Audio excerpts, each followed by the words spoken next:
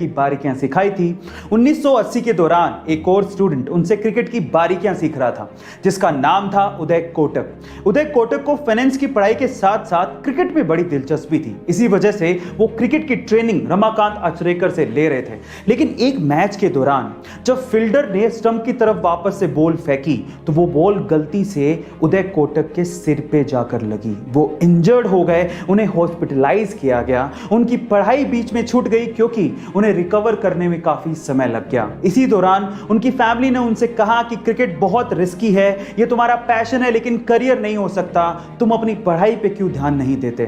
तो फाइनली उसने क्रिकेट को छोड़ दिया और अपनी फाइनेंस की पढ़ाई पर ध्यान दिया, अपनी एमबीए पर ध्यान दिया। इसी दौरान उन्होंने इंटर्नशिप करने के लिए एफएमसीजी कंपनी हिंदुस्तान लीवर को ज्वाइन किया और इंटर्नशिप खत्म होते ही हिंदुस्तान लीवर से उन्हें एक बहुत अच्छे पैकेज का ऑफर दिया गया, लेकिन उन्होंने ये पैकेज ठुकरा दिया। इतनी छोटी सी उम्र में इतनी बड़ी कंपनी का पैकेज ठुकरा देना कोई छोटी बात नहीं होती। उसके बाद उन्होंने अपना बिजनेस शुरू किया।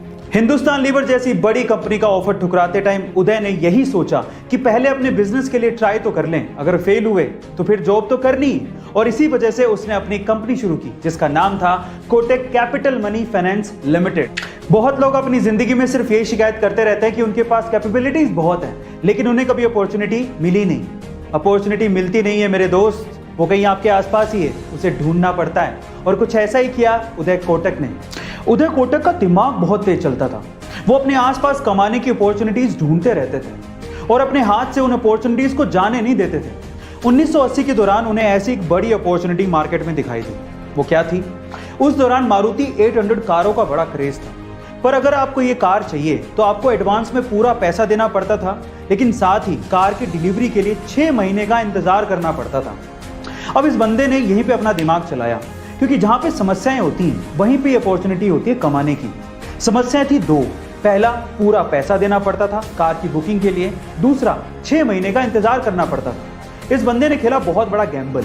इसने 5000 कारों की एडवांस में बुकिंग करवा ली और अब बायर से कहा कि अगर आपको मारुति कार खरीदनी है और अगर आपके पास पैसे नहीं है तो हम आपको 30% के ब्याज पर लोन देंगे। लेकिन इंटरेस्टिंग पार्ट था आगे। उन्होंने कहा कि जब आपका लोन शुरू होगा आपको गाड़ी की डिलीवरी तभी दे दी जाएगी, यानी कि आपको 6 महीने का इंतजार करना ही नहीं है। आखिरकार ये इतना बड़ा गैम्बल काम आया और उन्होंने इसमें बहुत पैसा बनाया।